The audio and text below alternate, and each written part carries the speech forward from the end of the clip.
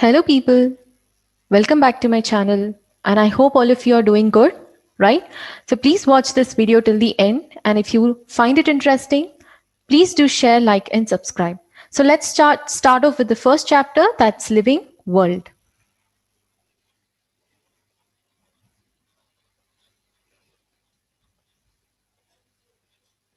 Okay.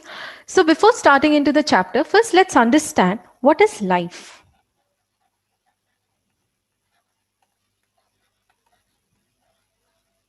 right? So how would you define life as? Life is a unique,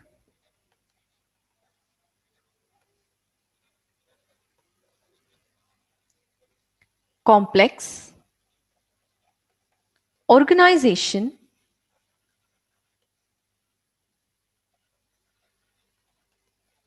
of molecules which expresses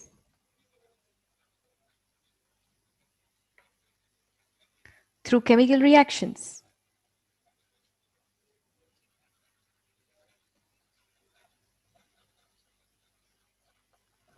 Isn't it? So how would you define life as? Life is unique, it's complex, organization of molecules which expresses through chemical reactions. And what are these chemical reactions called as?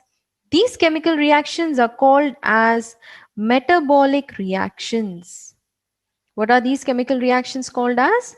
Metabolic reactions, and together we call this as metabolism. Together we call it as what? Metabolism. Correct? Now, how would you define metabolism as? Can I call it as sum total of all the chemical reactions? Isn't it? So what is it? Sum total of all chemical reactions.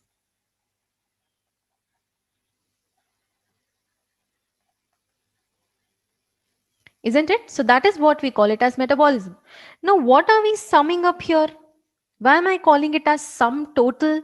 So here we can divide metabolism into anabolism and catabolism.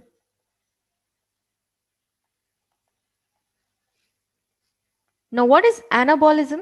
Anabolism means it is making of new substances. What is anabolism? Making of new substances. What is catabolism? It is breaking of substances. Correct? So in the body, making also happens, breaking also happens. So together, when we sum these two, we call it as what?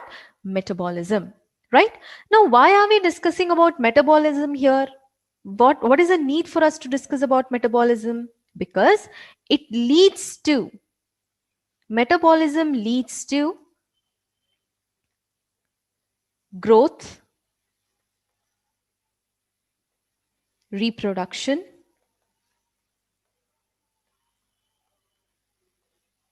okay? Then it also leads to responsiveness,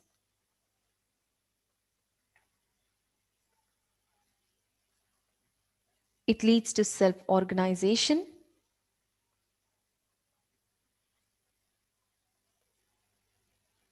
okay?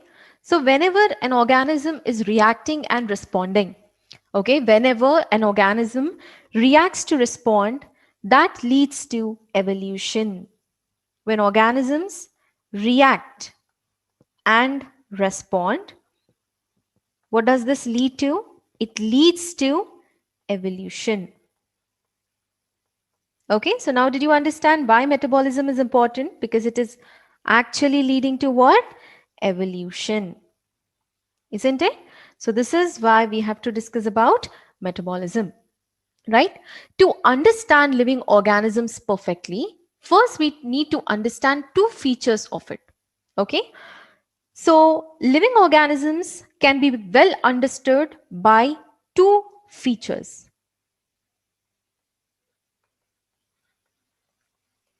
Now, what are these two features? We have characteristic feature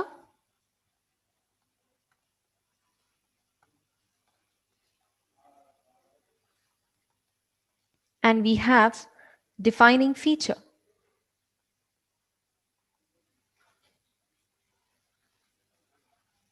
characteristic feature, and we have defining feature. Now, what is characteristic feature? What do we understand by characteristic feature? It characterizes life.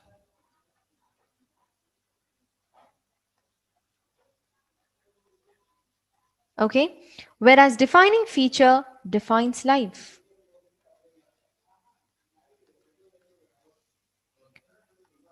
It is seen in almost all the living organisms.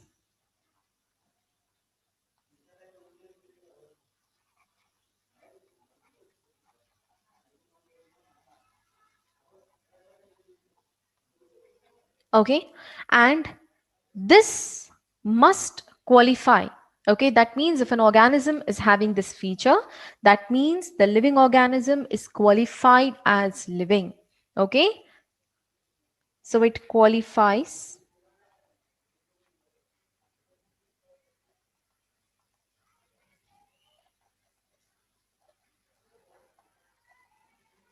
living organism. Okay, now in characteristic feature, you have to use a term called but. That means we have exceptions in case of characteristic features.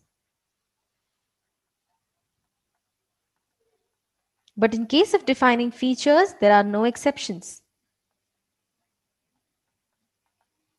Isn't it? That means we cannot use but, isn't it?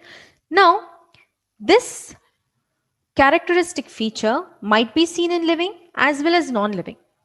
Okay, but defining feature should be found only in living organisms. Okay, so it is found in both living and non-living.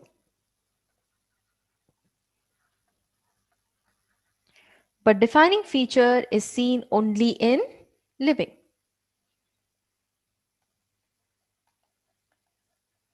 Okay, clear all of you?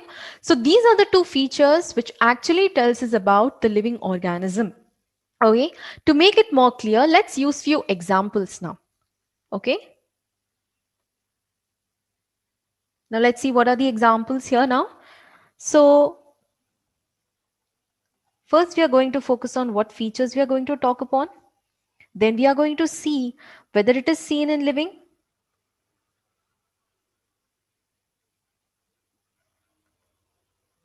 Then we are going to see whether it is seen in non-living.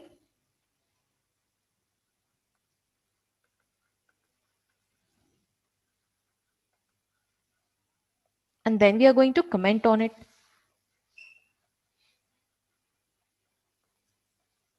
Okay, so what is the first character or a first feature that we are going to discuss here? It is cellular organization.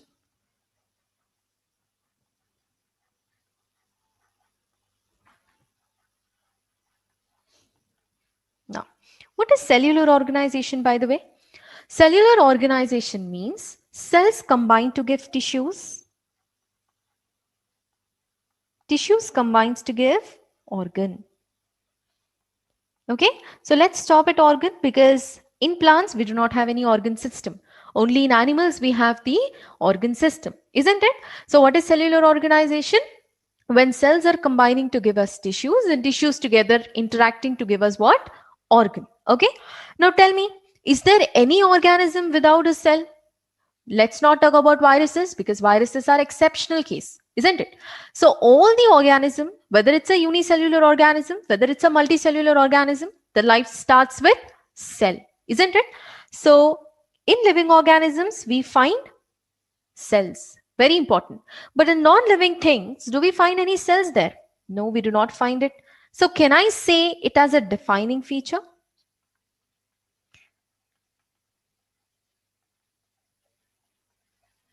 So what should a living organism have that it makes a defining feature for it? It should be only present in living organism. It should not have any exceptional cases, isn't it? So is there any organism which does not have the cells present?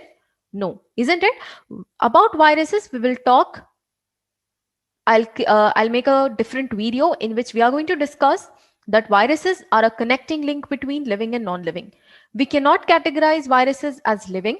We cannot categorize viruses as non-living. That's why we say them to be a connecting link. Okay, did you understand this? Now let's take second example. Okay, so we are going to take reproduction now. So all of us know what is reproduction. It is to give rise to new offspring.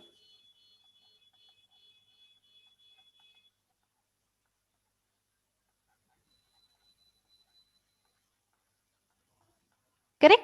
So this is what is reproduction, isn't it? Now tell me, do we find it in living organisms? Yes. Do we find it in non-living organisms? We do not find it in non-living things at all, isn't it? But still I am writing it as characteristic feature.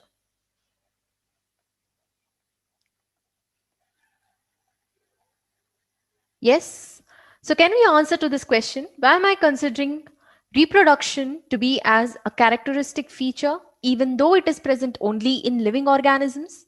Why are we still considering it as characteristic feature? The answer to this question is it has exceptions. It has exceptions. Now what are these exceptions? Example, infertile couple. Infertile couple. That means due to some genetic problems or maybe because of lifestyle, the mother cannot conceive and father cannot produce enough sperms, isn't it? So that's an exceptional case, no? So what did I tell you? Characteristic feature means exceptions are there. Defining feature means there are no exceptions, correct? And one more example you can take is mule. It's a cross between donkey and horse. So even that is also sterile only. It cannot produce offsprings, isn't it? Another example you can take it as worker bee, isn't it? So these are the features what tells us whether the organism is being qualified as a living or it is qualified as a non-living. Okay. Now the third example we will take now, isn't it? So third example we are going to take metabolism. Now, so what is metabolism? The chemical reactions which are taking place inside the body, isn't it? Just now we have discussed it. Now we find it in living organisms. We do not find it in non-living things. It is considered to be as what? Defining feature. Correct? Are there any exceptional cases, any organisms in which there is no metabolism happening? There is no chance, isn't it? In all the organism, metabolism should happen. Correct? So now let's take the fourth example, which is homeostasis. So what is homeostasis, by the way? It is maintenance of the internal environment, isn't it? So what is homeostasis? It is maintaining internal environment.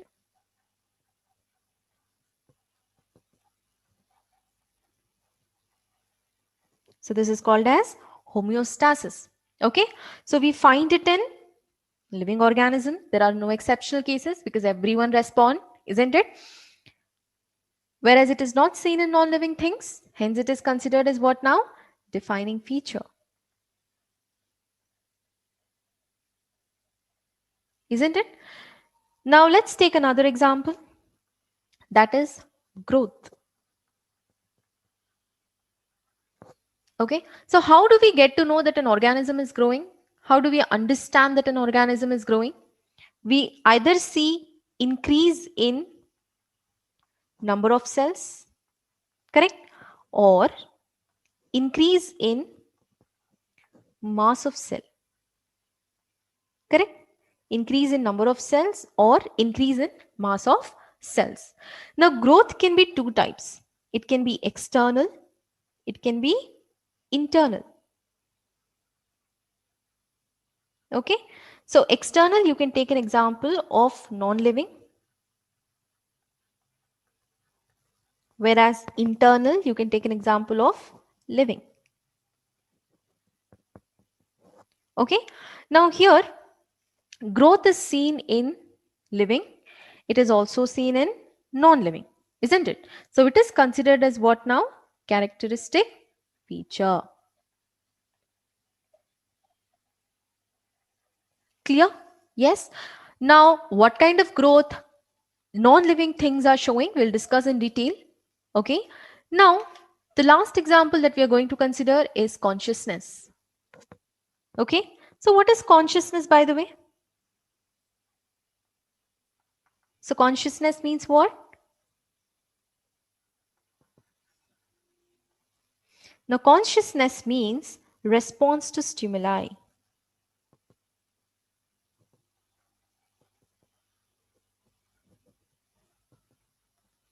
So what is consciousness? It is response to stimuli.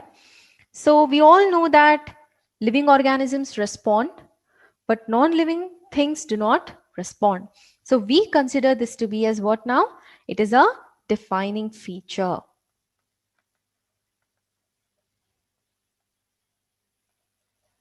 Correct? So I hope you have understood now what actually a characteristic feature is and what actually a defining feature is. If you like the video, please do like, share and subscribe. Thank you.